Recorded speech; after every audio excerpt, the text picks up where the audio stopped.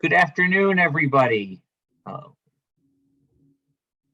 Hope you're doing well today. Thank you for coming to join us for this listening session with Head Start workers. Appreciate your coming out and spending part of your afternoon with us. In order to start this off right, I would like to invite Father Timothy Graff to open this with a prayer for us. Father Tim? Let's take a moment and be in silence before our Creator.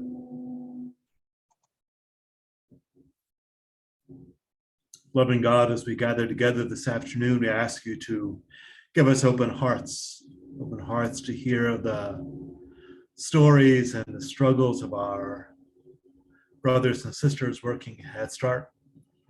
Lord God, as we hear their stories, may we reflect more fully upon the truth that you have given to us about our need to treat others with dignity and for all people to have their rights respected. Be with us this day, bless this hour. We ask this in God's name. Amen. Amen. Thank you so much, Father Tim. My name is Clayton Sinyai. I'm Executive Director of the Catholic Labor Network, which is hosting this event today. The Catholic Labor Network is a national association of Catholic union activists and Catholic clergy, religious, and lay social ministry leaders who are committed to Catholic social teaching on labor and work, and in promoting the cause of worker solidarity and worker justice.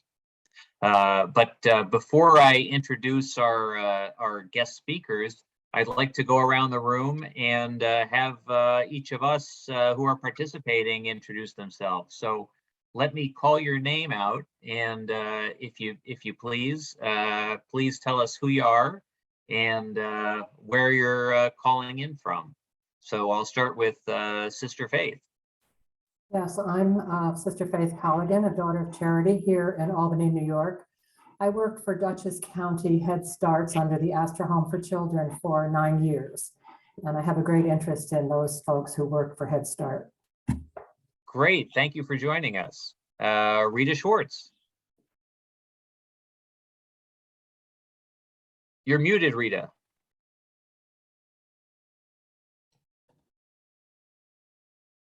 Now I'm not. Thank you. I'm the president of the National Association of Catholic School Teachers, and I'm here in Philadelphia, and I'm very interested in hearing what's going on with Head Start and how we can help the workers there. Wonderful. Karina Castrillo or Castrillo? Yes, Castrillo. Hi, everyone. My name is Karina. I am the communications coordinator at CWA 1037.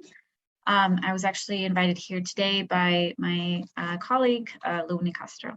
So I'm eager to hear about the work you do. Thank you. John McNamara. Yes, I'm the coordinator of Caritas. We're a social concerns ministry located in Rocky Point, New York. And this topic is particularly close to my heart because after college, I worked in a preschool setting, and my wife was a preschool teacher for many years. So we're looking forward to our discussion today. Excellent. Ian Mitchell. Yes, thanks, Clayton. Ian Mitchell with the Catholic Campaign for Human Development, coming from Washington, D.C. today. Good to be with you. Thanks. All right. Phil Tabita. Hi, I'm Phil Tabita with the American Postal Workers Union. I'm also a board member of the Catholic Labor Network, and I'm coming from Phoenix, Arizona. Thank you. Michael Seavey. Hey, good afternoon. Mike Seavey. I'm the Faith Labor Liaison with Maine AFL-CIO, and I'm from Biddeford, Maine. Good to be with you. Thank you. Super. Patty Devlin.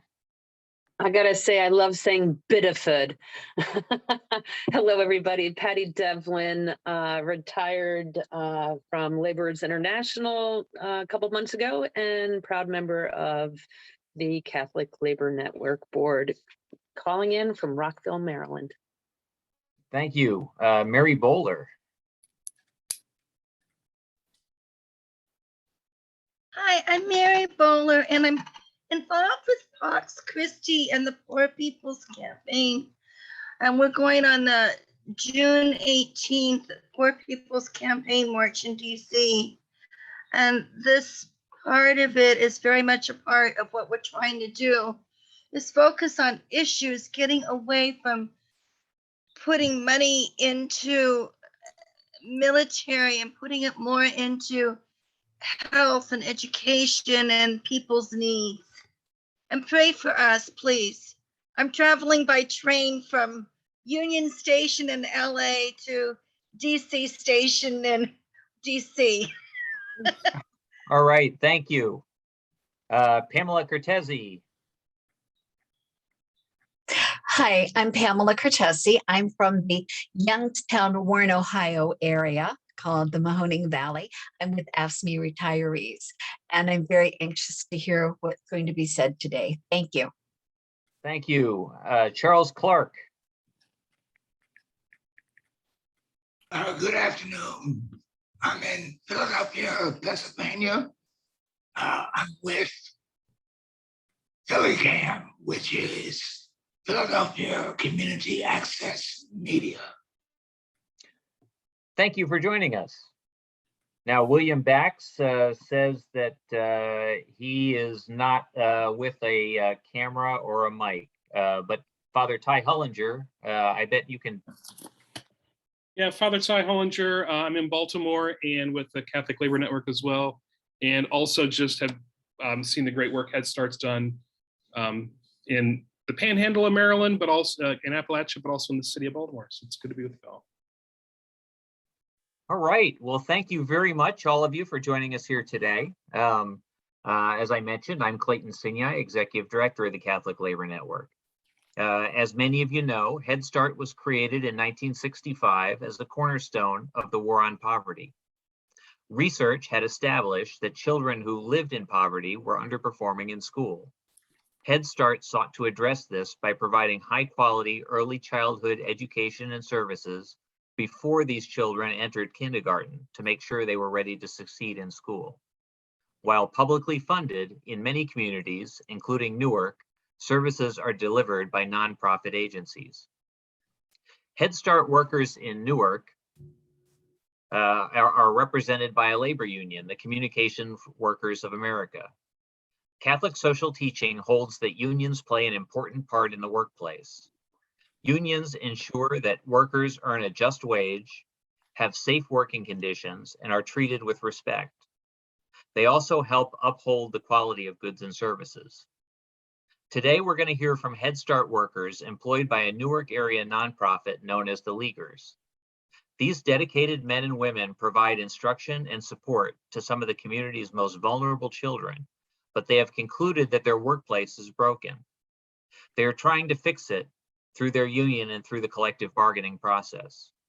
You are going to learn today what's happening in the Newark's and Elizabeth's Leaguers early childhood centers, what the workplace problems are, how they are affecting the children that these workers serve, and what the workers through their union are trying to do about it. So for an introduction, let me introduce first CWA staff rep, Louis Nicastro, who represents these workers. Louis? Thank you, Clayton, and thank you to the Catholic Labor Network and all of you for being here and setting this up today. This is a very important listening session. My name is Louis. I'm a union rep here at CWA Local 1037, the representative for the child care workers at the Leaguers and lifelong member of the Archdiocese of Newark as well. We're really glad to have you all here to hear about the struggle that these child care workers are facing in mostly Newark, but also the neighboring communities of Irvington, Roselle, Linden, and Elizabeth.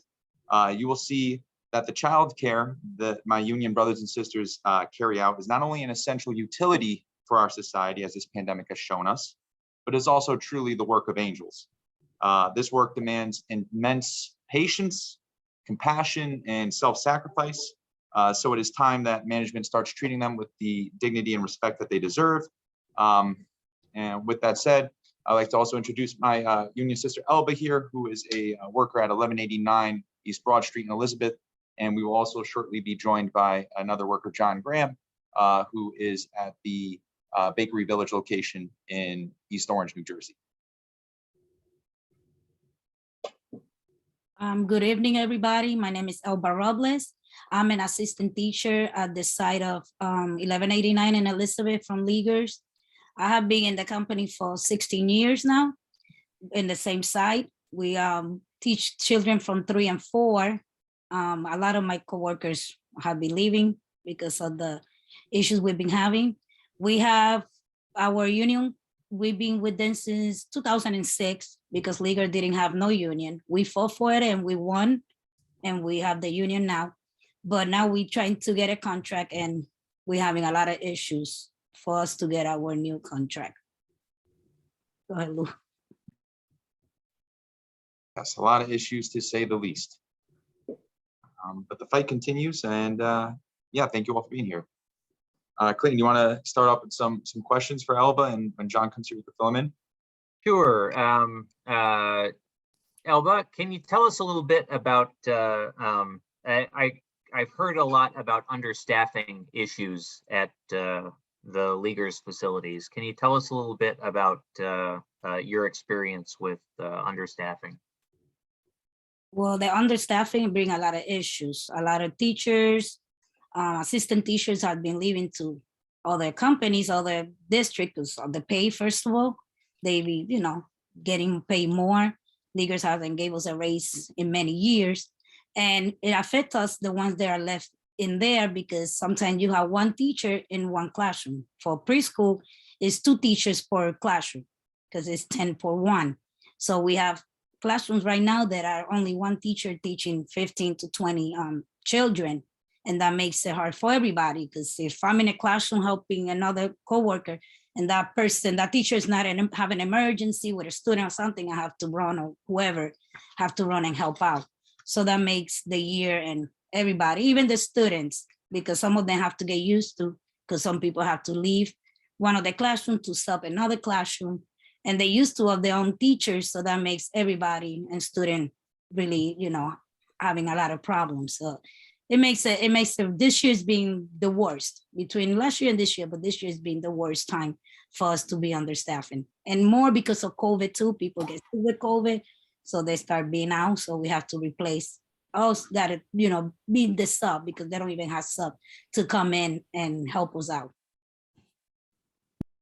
Okay. So you find yourself frequently as an assistant teacher, are you by yourself in front of a classroom sometimes because of the understaffing, or is it that you're being pulled into, or are you having to cover 2 classes? How is that working? Well, because understaffing, because when the teachers call out, I stay by myself with my students. And if somebody else, if another classroom have one teacher and that teacher's be absent, I could end up being in another classroom, or my coworker be in the other classroom trying to sub, because they don't have no sub. So we subbing our own students. We becoming teachers, assistant plus subs. I take it they don't offer you training to be a teacher or the pay of a teacher when they're asking you to be a teacher? No, they don't. We just get paid our regular pay. So I don't get paid as a sub, as a teacher. I just get paid my regular pay. To also shine light on what Elba's saying about there not being even enough subs, the Leaguers has gone into a temp agency as well, a staffing agency, to try to assist with the understaffing, and the temp subs that they hire end up quitting after a couple of days to a week because they cannot handle the burden of work, the stress of the work.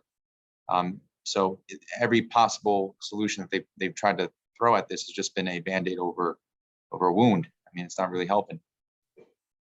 Because, for example, one of my coworkers, she's an assistant like me, so now she's became a teacher for a classroom. So she has to do the paperwork, everything like a teacher, and they're not paying her as a teacher. They're paying her as an assistant. Well, she's doing the work as a teacher since September, and it's June. We're about to finish in 2 more weeks. So. Now, I understand that you all do not have job security from 1 year to the next, even though you've been there for 16 years. Can you tell us a little bit about that?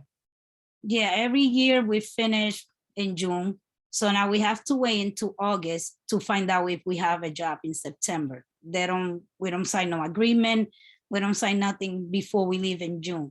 So usually we get the agreement around the middle of August, and that's when we find out an email. We gotta wait for an email to let us know if we have a job again, if we being hired again by leaguers.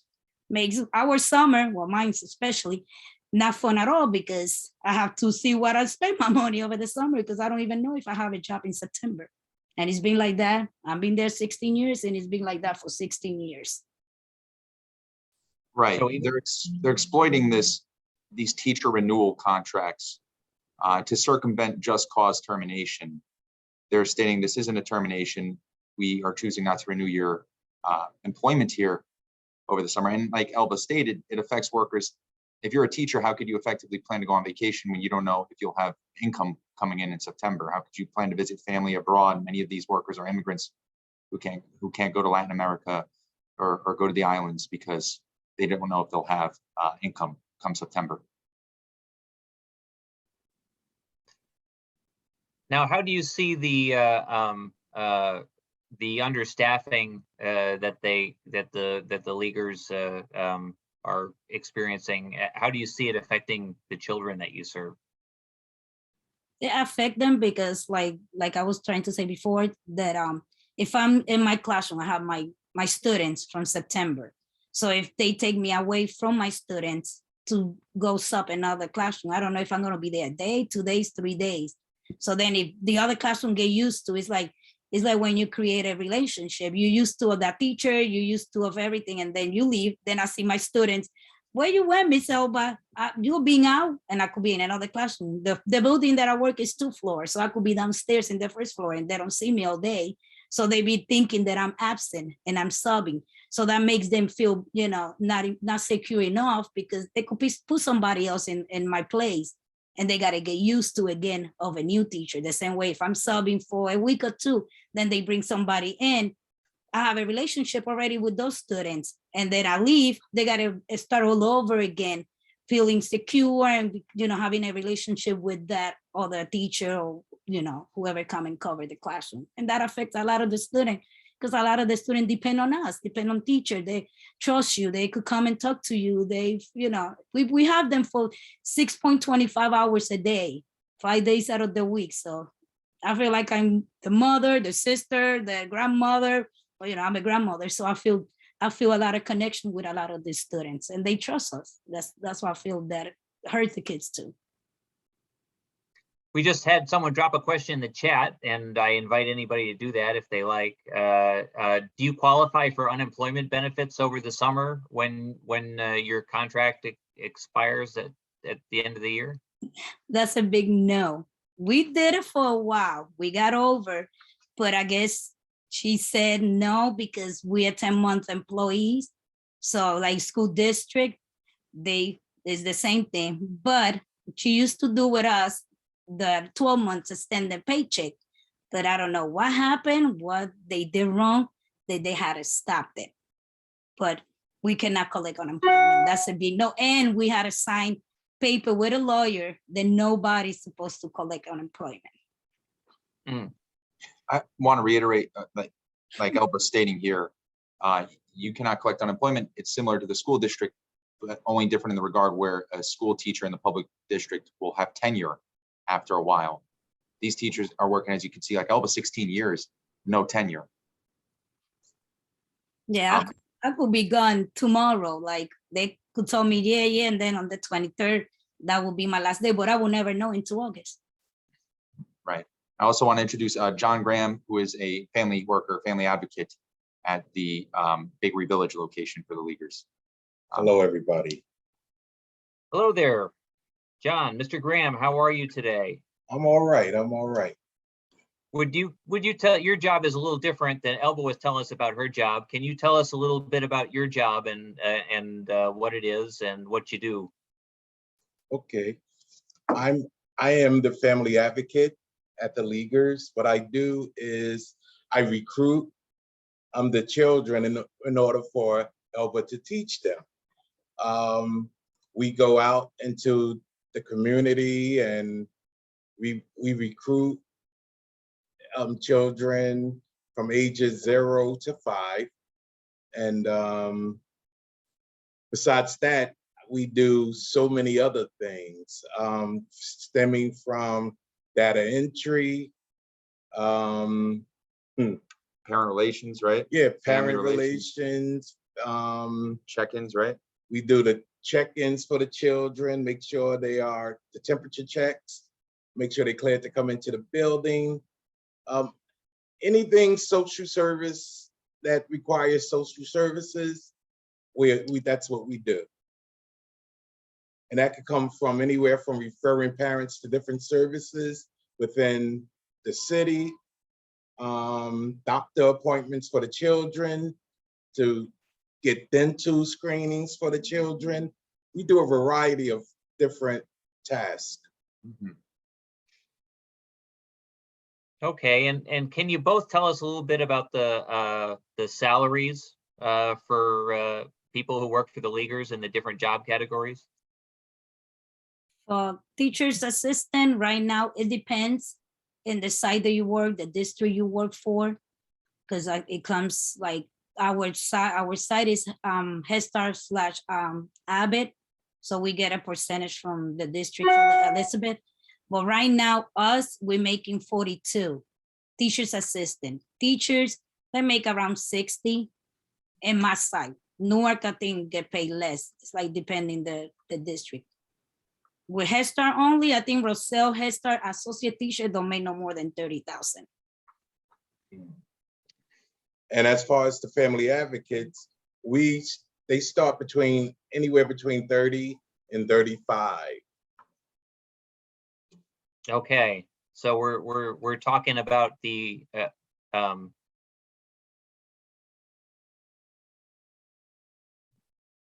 I guess around what would that be in an hourly wage, since it's a 10-month job? Like us? Oh, I'm sorry. No, I'm off the back of my head, as a family advocate, starting, you might start, I think like $18 an hour starting. That's about what I was gonna guess. Us, my side, they've split it up in like that for us. We work 6.25. Well, they don't pay lunch. It says 33 an hour. And for some of the titles that aren't represented here today, like our food service workers and maintenance, $14.50, $15 an hour, which is only $1.50 more than the minimum wage here in New Jersey. Us, it says 33 because they're only paying us in 10 months. But if you stand there for 12 months, it'd be like what, 23, 20? We have a question from Adrian Alexander, who's joined us, the president of the Catholic Labor Network. What a living wage would be in New Jersey, do you figure? To live in New Jersey, what do you think? This is one of the most expensive states to live in the country. Yes. Cost of living, I mean, housing alone is preposterous here. Maybe 60K, 65K. It's very expensive to live here, to rent or to own a home. To rent a studio, it's almost $1,500 a month. Yeah. Yeah, I think a 2-bedroom, it could be almost $2,000, $1,000 and some change. Yeah. We're not counting gas and electric. Right. And don't talk about food. With everything that's gone up in the recent months. Now, John, you had some stories. Also, we were talking about understaffing with Elba earlier. You had some interesting stories about the challenges of understaffing. Whenever there's whenever a staff member is out, right now we were without a supervisor. So being that we were without a supervisor, the management relies on a family advocate to almost like fill in those shoes, to fill in a gap until they bring in a supervisor. So you really taking on a whole nother responsibility without the money. So, they will use you, abuse you until they get what they can from you. And once once they bring someone in, they'll just, you know, pretend like I've never filled in that position. Let me see.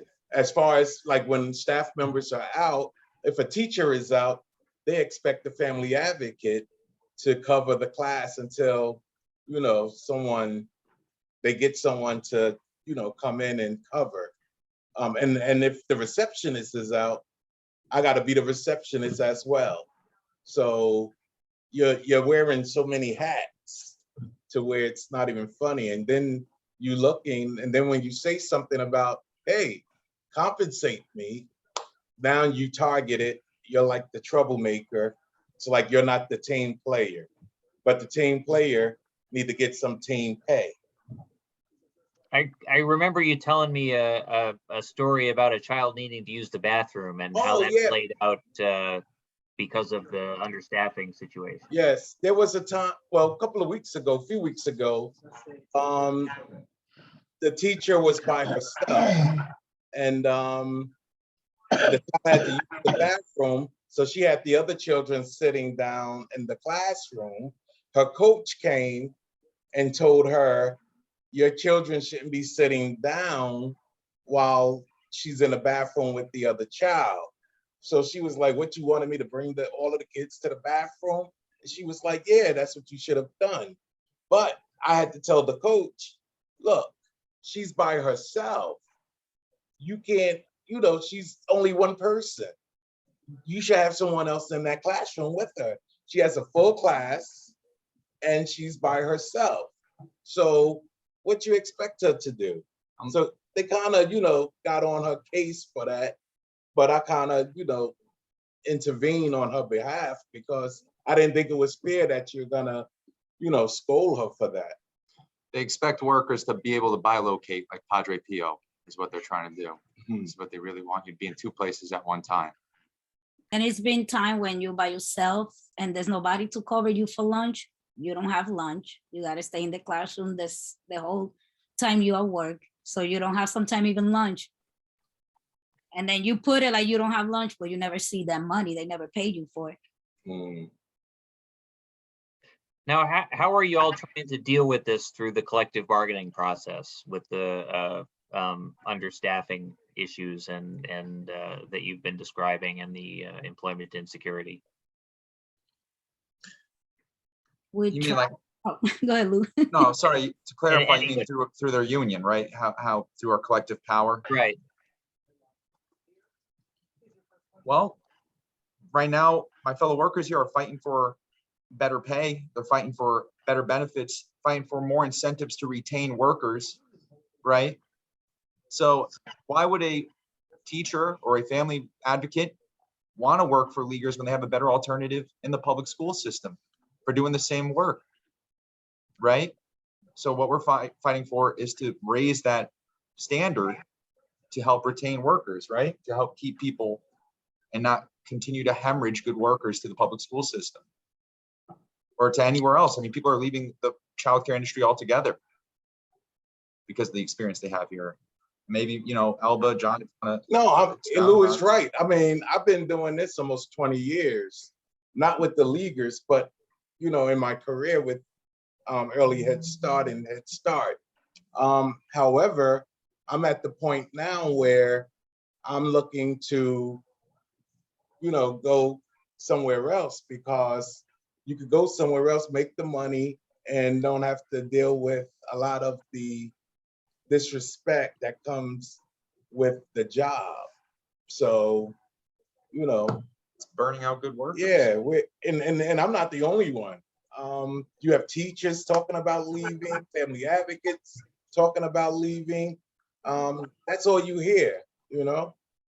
Like the first person that calls me, I'm out the door, you know? I had that conversation this morning with a few teachers at the site I work at. And they was like, the first call I get, goodbye leaguers. Yeah, but it is important also to note that we do have a vehicle for positive change here. And, you know, Elba stated a little earlier, things were a lot worse prior to leaguers workers coming together and forming this union. So we do have a mechanism we could use to improve these conditions. ultimately. Yes, it was way, way worse than, because she used to, like the CEO, she used to call us for meeting all the time, anytime, and you have to be there no matter what. So it was whatever she said we had to do. And well, that's why we fought and we got the union, because we got tired of that. We got tired of her demanding everything plus. But then the funny thing was everything was after work in our own time. No, you had to be here at 3:30. We got our 3. Oh, well, you got to stop whatever you had to do with your family and stuff just to be in a meeting with her because she heard something or somebody got her mad, or so everybody had to pay. So since we got the union, all that stuff has stopped. But now she's trying to control a little bit with the, now, with the contract, we're having a little bit issues with that. But that's the only, thing that she's trying to do. But beside that, a lot of the stuff had changed. Okay, great. What kind of out, I'm getting a question from Adrian. What kind of community outreach have you been doing, and what kind of support have you got, whether it's from religious leaders or elected officials or parents? Well, we had a rally 2 weeks ago, our first in-person action since this contract negotiations began. Maybe since the pandemic, I would say. And we had some other unions from locals around the area show up in support as well in solidarity. We had someone from New Labor, which is a immigrant worker center, show up, steel workers, the Rutgers Professors Administrator Union sent over some rank and file members as well. In terms of elected officials, we're working on it, with some of the ties we have here in Town Hall, City Hall in Newark, as well as on the state legislature in Trenton. But we haven't really branched out into that yet. Our ethos is that power comes from the workers directly, right? And through their ability to administer action or withhold their labor, right? So ultimately, yeah, it's great to have assemblyman or a state senator come down and give a speech, but will that win at the end of the day?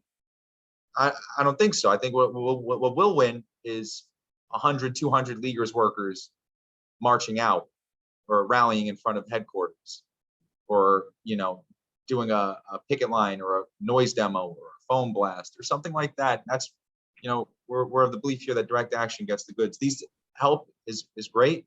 Alliances are great. They assist, but it's not the end goal, I believe.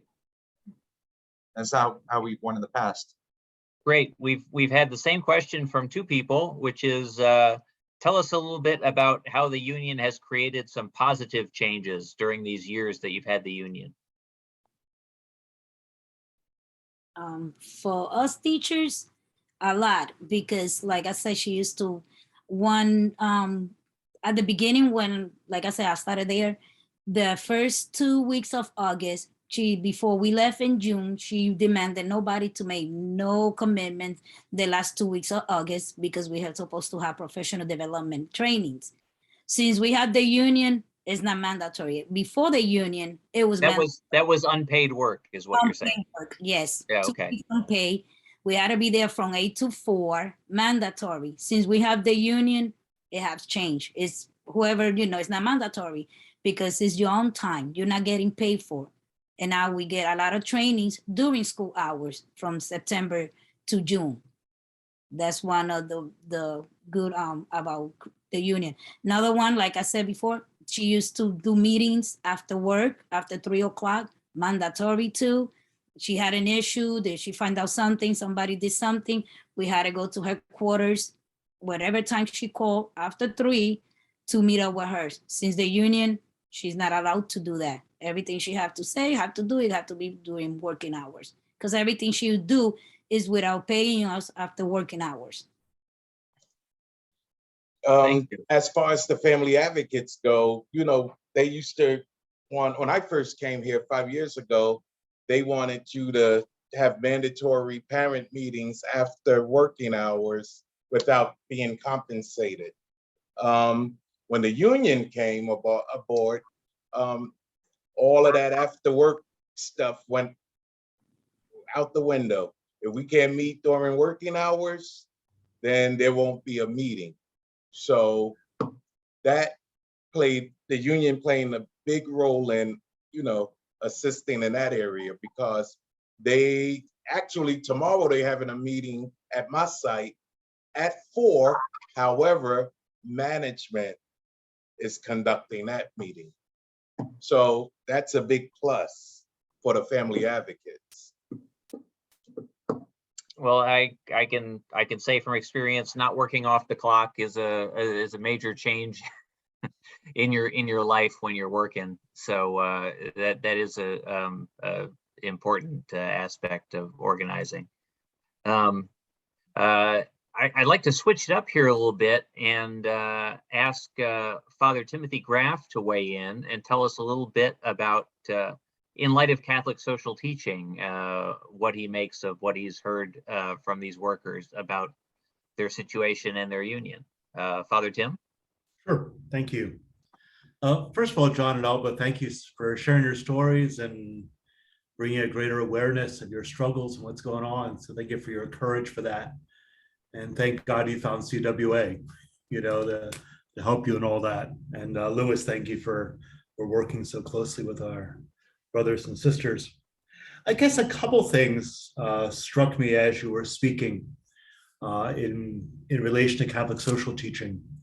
I guess the first thing was anything that we say, anything that we teach, anything that we fight for is based on the very simple fact that all people, all workers need to be treated with dignity, and as you shared your stories about teaching and family advocacy, I just saw the great disrespect that you were shown, and that it was just, you were a worker in the cog and they weren't listening to you, they weren't taking care of your needs, and you were just a pawn, being used. And so anything we talk about in terms of Catholic social teaching and labor or anything is always based on that, that the center of anything, the economy, the union, whatever it is always the person that's being affected, and so as you were talking, Elba and John, what struck me was that, whatever help you're receiving, whatever comes out of this meeting, is all based upon the fact that you have dignity and you should be respected, and anything that happens needs to be based on that, and we thank you for your essential work that you're doing. Mostly it seems not terribly appreciated by the leaguers, but I'm sure greatly appreciated by the children and their parents, and so you should take some comfort in satisfaction from the good work that you're doing. I guess the second thing that struck me was every worker needs to be recognized that they have certain rights. They have rights to good pay, they have rights to a safe environment, they have the right to organize, they have the right to be respected, they have the right to be heard, and it seems for a long time, those rights were not recognized and were not valued. The fact that you leave in June and you don't know if you're coming back in September, well, what does that say about how people value your work and your effort and your dedication, to these families? And so part of it is, how is it that the union, others are able to help you win those rights, not even back because you never had them, but how is it that they can help you win those rights, by organizing, by bringing pressure, by doing that which they do so well for so many? And how is it that others in the labor movement within the church can help you do that and recognize, the rights that you should have just automatically as workers, as people who have given their lives for the work that you're doing. And I guess the last thing that struck me was the whole idea of solidarity, that we're all in this together. For Christians, we talk about the body of Christ, that all God's people are formed into the body of Christ. And then when one part suffers, everyone suffers. When one part rejoices, everyone rejoices. And so as I heard your stories, I'm like, we may not go to Head Start, but we stand with you, because as you suffer, we suffer, and as you have your little victories, not your little victories, as you have your victories through the union, so we too rejoice in that, because we're all in this together. We're all in this as one family, as those gathered together. And so I guess those are the thoughts that came to mind as I heard your stories, Elba and John, and how powerful they were. And also from you, Lewis, as you were talking about that which the union is trying to bring about for our brothers and sisters. So I want to thank you for your work and for sharing your stories and for reminding us why it is that we're involved in the Catholic Labor Network and all the other ways in which we try to serve the laboring men and women and men that we're called to be in a relationship with. Well, thank you so much, Father Tim. We have a few minutes left. If you have additional questions, either for Elba and John or for Father Tim, feel free to speak up. John McNamara in the chat. What are the main points that the union is advocating for? We heard about salaries. Are there other things that you can talk about or that you're asking for? Well, we mentioned the end of these teacher renewals and tenure. I mean, that's top demand, as well as out of title work. If a worker's doing out of title work at a higher position, more job duties, they should be compensated for that as well. Whether it's in the form of a stipend or some other desk audit where you get promoted to that position, but there should be some just compensation. Elba, John, anything else that we're fighting for that you feel like you want to disclose that we can disclose as well? Because we are in negotiations right now. We're limited to what we can actually discuss until we reach an impasse. Better insurance. Yeah, the insurance fight. Yeah, we could really be here all day talking about the numerous fires we've had to put out this year, but one of them was around the insurance. Back in October, they tried to raise the rates of the insurance upon the workers, pass off the insurance rates on us without negotiating with us or going to the table with the insurance providers alongside our union, which they probably would have received a better rate if they did. We ultimately, that was a victory, zero cost provided to our union because we took action. Safer conditions, another thing we're fighting for. Elba didn't get a chance to speak about it, but she had to deal with a waterlogged. She returned from the summer to her worksite flooded from Hurricane Ida. And if it were not for us mobilizing, they would have expected the children to play in wastewater and come back to school in a flooded, derelict site. And they make us, the teachers, clean as well. We had to clean the whole flooded building.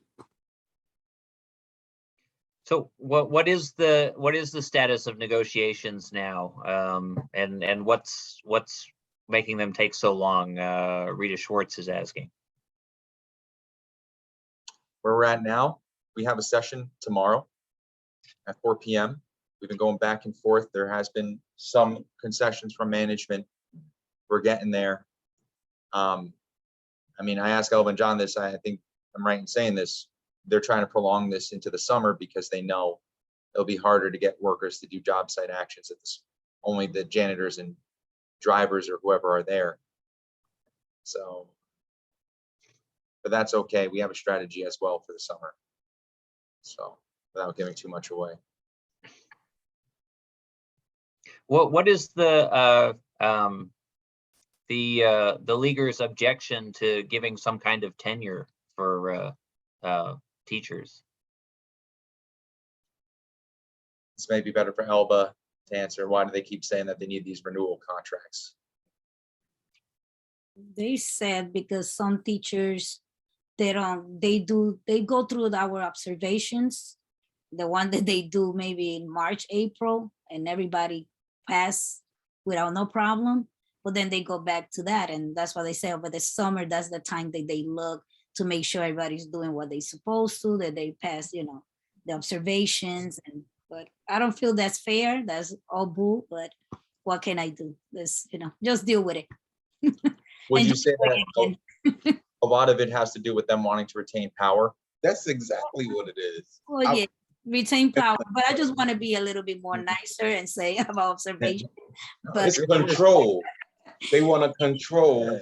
Yeah, she still want to control. She cannot control much, but that's the only part she could still control, letting us come back in September. Now with the contract, like as we say, they trying to keep on playing it up and go over the summer because they could get rid of a lot of the teachers. They could get rid of me, and I'm one of the number one in the union, and they know that already. So they don't give me a they be like, okay, she's gone. That's it. Let's wait. She's not gonna go back. And now they're using all these excuses. Oh, we don't have that many students. We don't have this. We don't have that. We got to close classrooms. So they start from there. They use a lot of little excuses to get rid of us, little by little. But they had done it already, so nothing new. Now, I understand the union represents some other some teachers and family advocates working for other Head Start providers. Do you see similar problems at other ones, or is the leaguers unusual? Is this a question for me as the rep? I think so. I think you unless Elder John recently worked for another one. I will say that out of all the child care centers we represent, we seem to have the most struggle at the leaguers, hands down. And we represent, our child care centers are located in some of the poorest neighborhoods in New Jersey. I want to make that clear. These are underserved communities in Newark and Irvington and East Orange. This is an essential job, and we don't have the type of problems we have at the leaguers at the other child care sites that are also located in these communities.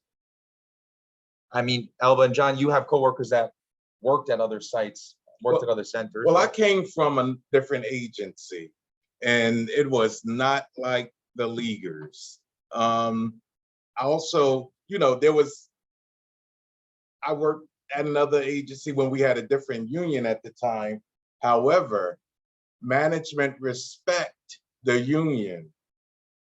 Union were able to come into the sites at any given time without being, without combat. I don't want the union there. They were welcome into the sites. When you get hired, they'd informed you that you have a union, and here's their card, here's their phone number. With this place, I talked to several new employees that wasn't even told that there was a union. Yeah, they don't let new employees about the union. The union is not allowing the buildings and the sites to talk to us. We have to wait for lunchtime, 3 o'clock before, after time, before time, and lunchtime. Whatever we had to deal with the union, it have to be in our own time. They cannot just come. We just literally put a bulletin board that we won from many years, and there wasn't even given it to us. We just got it this year. A lot of that has to do with COVID. They're saying because outside people cannot come in the building, the union reps or organizers can't come in either. Mm-hmm. But it's been like that since before COVID. Since we won, they never allow nobody. They make every excuse. Mm-hmm. Yep, they never let nobody from the union come in the building, even before COVID. That's all even before COVID. People are not informed that we have a union. Yeah.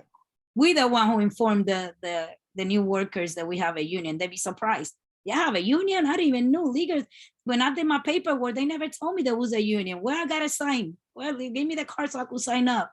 Because they don't want people to sign up for the union. That's the problem. I see. We have a question from Patty Devlin. Are the parents and the families served by the Head Start, have they been engaged with your struggle to improve conditions? This right now in this contract, not yet, but before we did it, we always, parents knew, but we get new parents every year. So since COVID, we haven't too much, involvement with the parents, and but we're trying to get there. Yeah, we can't give away too much of our Parents. upcoming game plan, but we look to replicate the successes of the past Yeah. in terms of engaging parents. Well, parents, I know a lot of parents will back us up because like me especially, and once again, been there so many years, I have parents that bring their new, children that they just have, or I'm sending my cousin, she have a kid, but I want them in your class. So I'm sending my friend. So we still get those parents back and forth. So I know they will always, be on our side for everything. Because I know one time before we did the other contract, we used the parents and the parents were in our side, 100%. All right, that's important. Has your enrollment been going up or down over the past few years with the COVID? Well, since COVID, the enrollment has dropped. At my site, I usually have 8 classrooms. Well, I'm responsible for 6 of the classrooms with 8 children in each class, 48. Now, this year, when we open back up, I had the children for one of the classrooms. However, we didn't have the teacher to teach the children. So I had to close down that classroom. And of course, the parents have to find somewhere else for their children to go. But the enrollment has declined in the last few years. And us in Elizabeth, 15 children per classroom. We have 13 classrooms. So I work in the second floor, that's all 4 years old. Each classroom has only 5 students. So each classroom is down 10 students. The whole building is around, I think, 190 to 200 students. I think we're not even halfway there.